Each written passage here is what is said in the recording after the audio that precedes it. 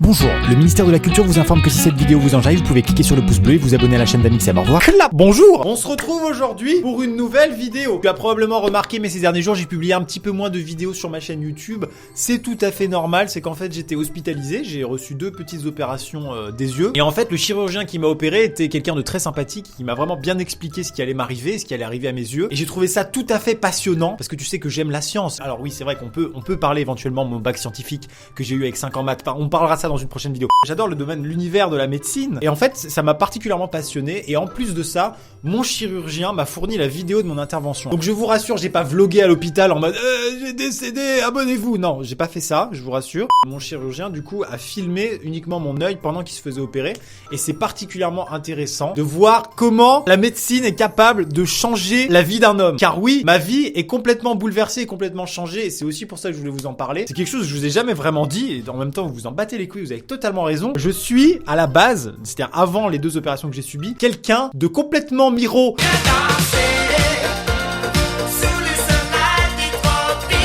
Donc voilà, j'étais vraiment extrêmement myope et donc sans lentilles et sans lunettes, je ne voyais rien. J'étais même pas capable de distinguer mon papa de ma maman à 1 mètre de distance. Donc c'est quand même gênant. Bon, quand c'est tes parents, ça va, mais quand tu commences à confondre ta mère avec ta copine, c'est gênant. On peut le dire, ça ne m'est jamais arrivé. De toute façon, j'ai jamais fait l'amour non plus. Bon alors bref, j'ai ramené pour que tu comprennes un petit peu ce qui se passe, mes anciennes lunettes que je ne porte désormais plus du tout. J'ai gardé un verre, c'était le verre que je portais, que vous n'avez jamais vu en vidéo parce que tu vas comprendre pourquoi je le portais jamais en vidéo. Je vais le mettre, regarde. Tu vois ce côté-là, c'est un côté qui devient complètement dégueulasse. Là, tu vois, si je regarde un petit peu de près, attends, bouge pas. Je vais prendre un petit peu d'eau, je vais mettre dans ma main de l'eau. Merde. Et je vais mouiller un petit peu mes cheveux, voilà, de manière à donner un petit effet bien dégueulasse. Voilà, si je me mets un petit peu comme ça, là, tu regardes la moitié de mon visage, voilà. Tu veux sortir avec moi? Hein?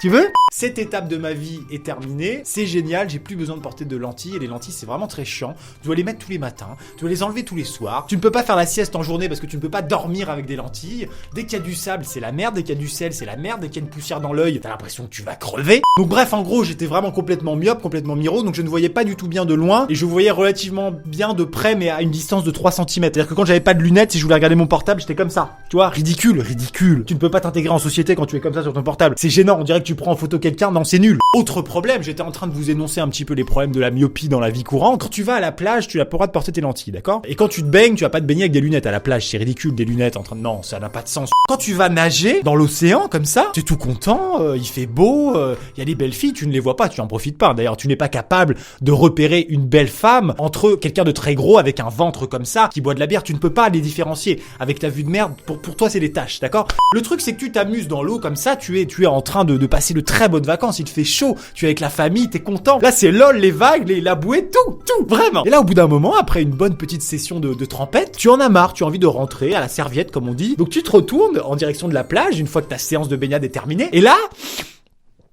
tu ne vois rien, tu es perdu. Tu es face à un espèce d'amas, de couleurs, de gens qui se déplacent. Tu ne sais même pas si c'est des gens ou des animaux d'ailleurs, tu ne vois rien. Tu es face à une espèce de truc dégueulasse, tout flou. Tu ne vois rien, bordel. Et là, tu ne peux pas rentrer à ta serviette. Tu es baisé. Tu ne peux... Ça, là, les myopes qui me regardent, qui m'écoutent en ce moment, savent de quoi je veux parler. Petite astuce, avant de partir vous baigner, mémorisez la couleur de votre parasol. J'explique. Si tu as un parasol Coca-Cola bien rouge, bien pétant, tu vois, voilà. Tu le mémorises et quand tu reviendras de ta baignade, tu chercheras une tache rouge. Et voilà. Et ça te permettra de rentrer au bercail sans avoir à perdre toute ta famille. Maintenant, en vrai, pourquoi j'ai dû me faire opérer? J'ai pas du tout fait l'opération de la myopie classique, qui est une opération tout à fait banale. J'ai une vraie malformation, un truc assez casse-couille, assez chiant. C'est que j'ai un cristallin trop gros. Alors, qu'est-ce que c'est un cristallin? Est-ce qu'on va vraiment faire une vidéo sur le cristallin avec un titre putaclic genre je me suis fait enlever le cristallin? Non, on va pas faire ça. Mais je vais quand même vous expliquer vite fait parce que ça peut en intéresser plus d'un. J'ai imprimé un petit schéma d'un œil. Et là, nous avons ici le cristallin. Qu'est-ce que c'est un cristallin? C'est très simple. Ne panique pas, ne quitte pas la vidéo. Tout va bien se passer, ok? Un cristallin, c'est le petit organe blanc qui est ici et qui te permet d'accommoder l'image. Ça veut juste dire que ton œil, quand il est bien formé, il est capable de voir une image nette de près et une image nette de loin. Ça, jusque-là, on est bon, ok?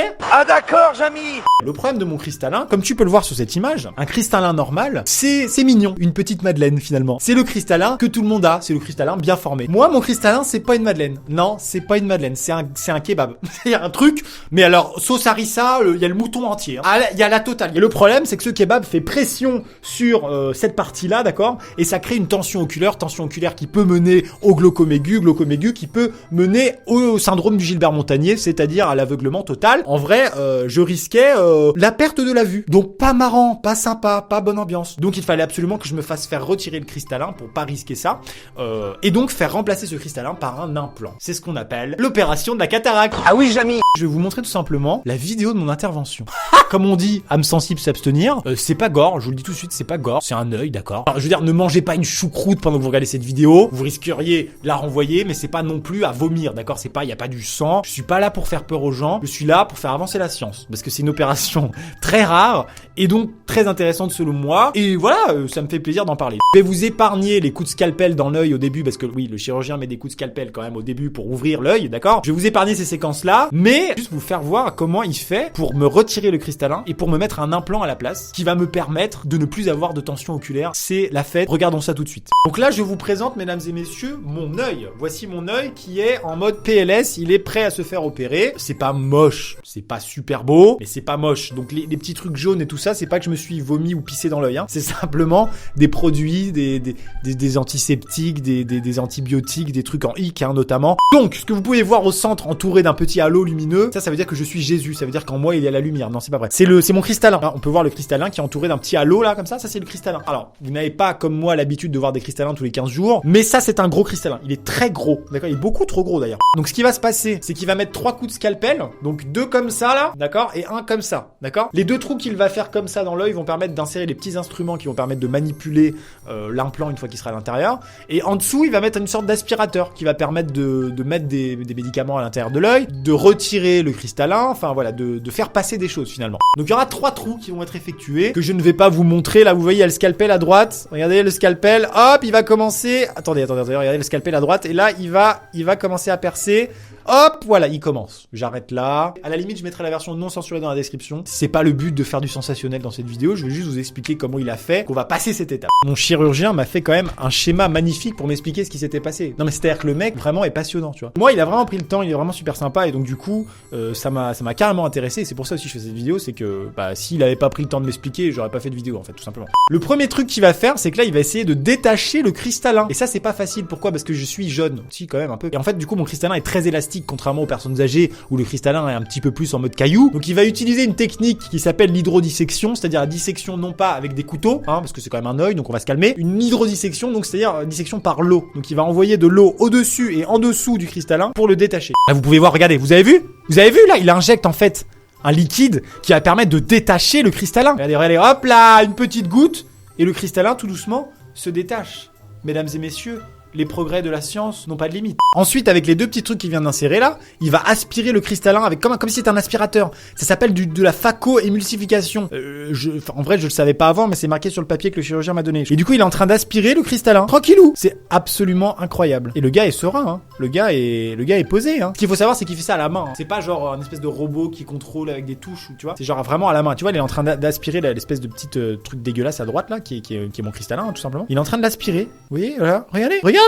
Non, je trouve ça incroyable, vraiment incroyable. Personnellement, je sais pas ce que vous êtes en train d'en penser. Je trouve pas ça dégueulasse en fait. Je pense que si je m'étais fait opérer des organes, tu vois, j'aurais pas montré, tu vois. Mais l'œil, personnellement, ça me gêne pas. Donc voilà, là, il a presque terminé. Voilà, il a aspiré mon cristallin, bordel de merde. C'est-à-dire que là, actuellement, la moitié de cette madeleine, de mon kebab, est partie. Et donc, il va la remplacer par un implant. Alors, comment faire passer par ces petits trous un espèce de gros machin comme ça? Réponse tout de suite en image. Donc là, en fait, il a posé un petit cercle à l'intérieur pour élargir le sac qui est à l'intérieur, d'accord. Et là, il va pouvoir poser l'implant. Là, il a l'implant, d'accord. L'implant, il le met dans le petit trou. Il y a pas de souci. Ce n'est pas dégueulasse. Est-ce que ça, c'est dégueulasse? Peut-être un peu. Peut-être un petit peu. Là, il y a l'anneau. Il le rentre l'anneau à l'intérieur. C'est une espèce de cercle en fait. C'est ce que j'ai actuellement à l'intérieur des yeux. Il va le déplier. Et oui, je te vois venir. Toi qui as joué à Deus Ex, par exemple, je suis un transhumain. Et là, regardez, il déplie les pattes de chaque côté de l'implant pour que ça puisse tenir. Il est en train de positionner l'implant à l'intérieur du sac. Et ça, c'est mon cristallin. C'est mon nouveau cristallin. Cristallin qui est évidemment beaucoup plus fin, qui ne fait pas pression devant et du coup pas de tension oculaire. Donc du coup, je suis content. Et en plus, j'y vois quelque chose sans avoir à mettre de lentilles et de lunettes. C'est la fête. Le nom de ma maladie, de ma malformation, c'est la microsphérophobie. Voilà, là, si jamais vous êtes microsphérophobe, sachez que nous, les microsphérophobes, on peut s'en sortir. Et nous sommes un vrai handicap, non reconnu par l'État. Mais un jour, nous renverserons le monde, nous, les microsphérophobes. On est 3 dans le monde. Il y a ma sœur, un mec que je connais pas et moi. Donc, c'est la fin de cette vidéo. Ça me permettait de vous expliquer pourquoi il y avait eu moins de vidéos. Et puis, ça me permettait d'aborder un sujet scientifique que je trouvais vraiment passionnant. Donc, si ça vous a plu, n'hésitez pas à me le faire savoir comme d'habitude en mettant un petit pouce bleu. Merci beaucoup d'avoir regardé cette vidéo jusqu'au bout. Merci beaucoup aussi pour vos messages sur les réseaux sociaux. Quand je disais que j'étais à l'hôpital, vous étiez très gentils. Vous me disiez va te faire foutre, meurs, reste-y. Tout ça, c'était vraiment sympa. Merci beaucoup. Je vous dis à bientôt pour une prochaine vidéo. C'était Amixem. Ah, et je remercie aussi mon chirurgien. Je citerai pas son nom. Je préfère le garder anonyme parce que sinon vous allez l'appeler. Ouais, moi aussi, je vais être microsphérophobe, s'il vous plaît, monsieur. Non. C'était Amixem. Over.